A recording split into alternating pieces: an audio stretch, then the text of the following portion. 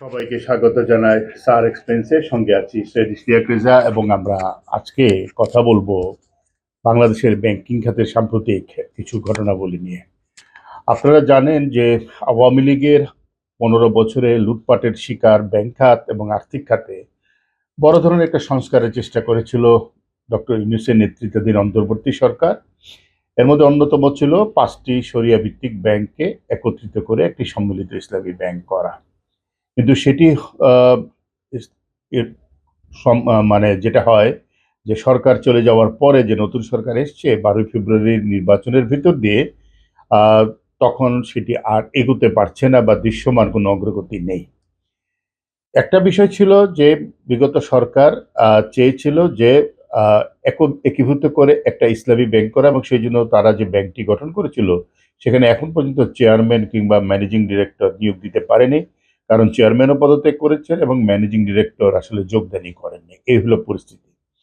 কিন্তু যে bank resolution অধ্যাদেশ পাশ হয়েছিল সেটি সংসদে এসে পাশ হয় ঠিকই, তবে কিছু সংশোধনীর ভিতর দিয়ে পাশ হয়। এতে করে যেটি হয়, 18-র ক ধারা যুক্ত করার কারণে এখানে ব্যাংকে পুরনো মালিকরা ফেরত আসার একটা প্রক্রিয়া শুরু হয়েছে বলে সমালোচনা চলছে। আবার কেউ কেউ সেটাকে স্বাগতও জানাচ্ছে। অর্থাৎ 7.5% ডাউন পেমেন্ট দিয়ে এবং নানা ধরনের শর্ত পূরণ করে তারা ফেরত পেতে পারবেন। সাবেক গভর্নর আহসান মনসুর এবং অন্তর্বর্তী সরকার যেটি করেছিল, 5টি অত্যন্ত লোকসানি ব্যাংকে, বলতে গেলে 4টি, আসলে 4টি লোকসানি ব্যাংকে আর সাথে আরেকটি ভালো ব্যাংক এক্সিম ব্যাংকে একত্রিত করে পুরো দায়টা বাংলাদেশের মানুষের ঘাড়ে চাপিয়ে দেওয়ার চেষ্টা করেছেন সম্মিলিত ব্যাংক গঠনের মধ্য দিয়ে।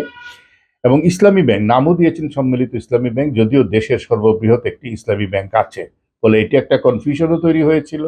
এবং সেখান থেকে যেটা হয়েছে যে পুরো সরকার 35,000 কোটি টাকা দেবে, এর মধ্যে 20,000 কোটি টাকা ইতিমধ্যে দেওয়া হয়েছে, বাকি টাকা ডিপোজিটরদের কাছ থেকে নেওয়া হবে ইত্যাদি ইত্যাদি। অর্থাৎ শেষ পর্যন্ত জনগণের টাকা দিয়েই এই লোকসানকে পূরণ করার একটা চেষ্টা করা হয়েছে। অর্থাৎ লুটপাট করলো ব্যক্তি বিশেষ আর জনগণের ঘাড়ে এসে পড়লো তার দায় শোধ করার চেষ্টা। এই ব্যাংকগুলোর 76 লক্ষ গ্রাহক কোনো ক্রমেই মানে শান্তি পাচ্ছেন না, তারা তাদের টাকা ফেরত পাচ্ছেন না ইত্যাদি ইত্যাদি। নানা ধরনের মানে সংকটের ভিতর দিয়ে তারা যাচ্ছেন, তারা নিয়মিত বিক্ষোভ করছেন। এরই মধ্যেই আমরা মঙ্গলবার দিন একটা আবেদনের কথা শুনতে পেলাম যে সোশ্যাল ইসলামী ব্যাংকের যারা কয়েকজন পরিচালক তারা আবেদন করেছে বাংলাদেশ ব্যাংকে যে তারা সম্মিলিত ইসলামী ব্যাংকে থাকতে চায় না, তারা এই ব্যাংকটা ফেরত চায়। এইটি আমরা শুরু থেকেই বলে আসছি যে ব্যাংকের মালিকরা যদি নিজেরা পরিচালনা করতে পারে এবং তারা যেটা বলেছেন তাদের সেই সামর্থ্য আছে পরিচালনার, তারা এটার জন্য যে তারল্য প্রয়োজন সেটা তারা দিতে পারবেন। এবং ব্যাংকগুলোকে যদি স্বাভাবিক প্রক্রিয়ার ভিতরে নিয়ে আসা হয়, নজরদারি তীক্ষ্ণ করা হয় এবং তাদেরকে যদি বলা হয় যে আপনারা এই ব্যাংকগুলো পরিচালনা করেন, তাহলে কিন্তু সম্ভব ব্যাংকগুলো আবার ঘুরে দাঁড়ানোর। এবং সেই চেষ্টাটা করবে কিনা নতুন গভর্নর কিংবা সরকার সেটা আমরা জানি না।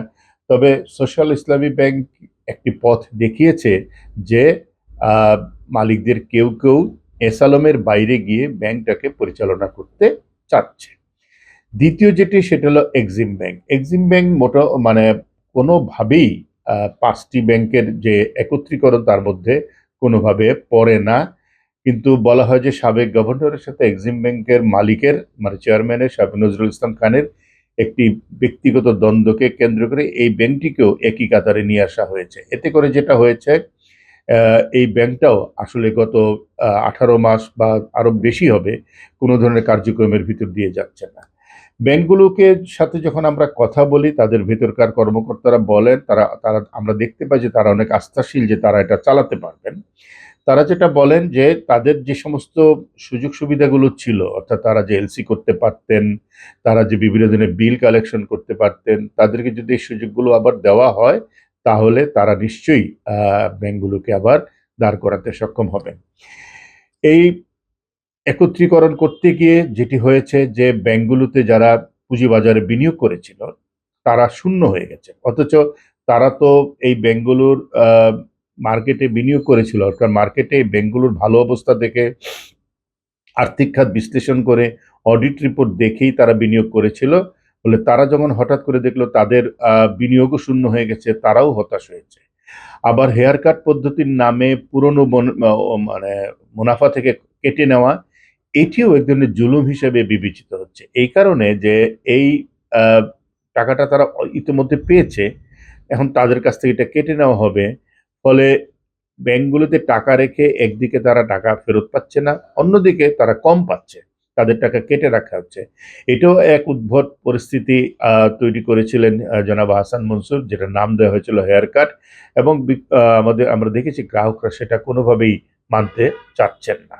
ঠিক এই পরিস্থিতিতে সোশ্যাল ইসলামী ব্যাংকের যে সাবেক পরিচালকদের যে আবেদনটা, এটাকে আমাদের কাছে মনে হচ্ছে একটা খুবই প্রতীকী কিন্তু খুবই গুরুত্বপূর্ণ একটা বিষয়, যে ব্যাংক রেজুলেশন অধ্যাদেশ যে প্রক্রিয়ার ভিতর দিয়ে পাশ হয়েছে, তাতে মনে হচ্ছে যে আরো অনেক ব্যাংকের পরিচালকরাও ধীরে ধীরে আবেদন করতে শুরু করবেন।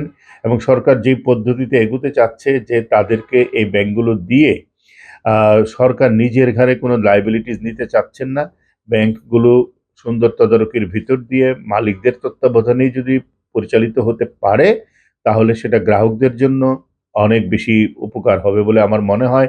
একই সাথে পুঁজিবাজারেও ব্যাংকগুলোর যে অবস্থান ছিল সেটা ধীরে ধীরে ফেরত আসতে শুরু করবে। তবে সবকিছু নির্ভর করছে যে আগামী দিনগুলোতে বাংলাদেশ ব্যাংক কার্যকরভাবে কিভাবে এই বিষয়গুলো পরিচালনা করছে বা দেখতে চাচ্ছে। এর মধ্যে অন্য একটি বিষয়ও সামনে চলে আসছে, সেটা হলো ৬টি নন ব্যাংক আর্থিক প্রতিষ্ঠান অর্থাৎ লিজিং কোম্পানি। সেগুলোরও কিন্তু গ্রাহকরা এখন রাস্তায় নেমেছে, তারাও চাচ্ছে যে তাদের অর্থগুলো ফেরত আসুক।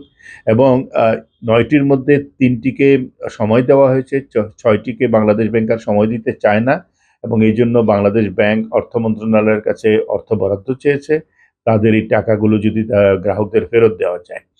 এই লিজিং কোম্পানিগুলো আপনারা জানেন যে লুটপাটের শিকার হয়েছে, এবং তাদের প্রচুর গ্রাহক, এখন ২,০০০-এর বেশি গ্রাহক, তাদের সারা জীবনের সঞ্চয়, কারো কারো পেনশনের টাকা, প্রভিডেন্ট ফান্ডের টাকা, কারো কারো অবসরকালীন ভাতার টাকা, সবকিছু তারা এখানে রেখেছিলেন। একটা মানবেতর জীবনযাপন করছেন অনেকেই। এসব কিছু মিলিয়ে আর্থিক খাতে যে একটা চরম অচলাবস্থার সৃষ্টি করে গিয়েছিল বিগত সরকার, তার থেকে বেরিয়ে আনার জন্য পথ খুঁজতে হবে। সাবেক অন্তর্বর্তী সরকার যে পদ্ধতিতে এগোচ্ছিল সেটি কোনো স্বীকৃত পদ্ধতি নয়। তার চাইতে ব্যাংকগুলো, আর্থিক প্রতিষ্ঠানগুলো পরিচালনার ভিতর দিয়ে কিভাবে গ্রাহকদের টাকাটা ফেরত দেওয়া যায়, সেটাই বোধহয় এখন সবচেয়ে বড় বিবেচ্য বিষয় হতে পারে। আজকের মতো সার্ক এখানেই শেষ করছি। সবাই ভালো থাকবেন।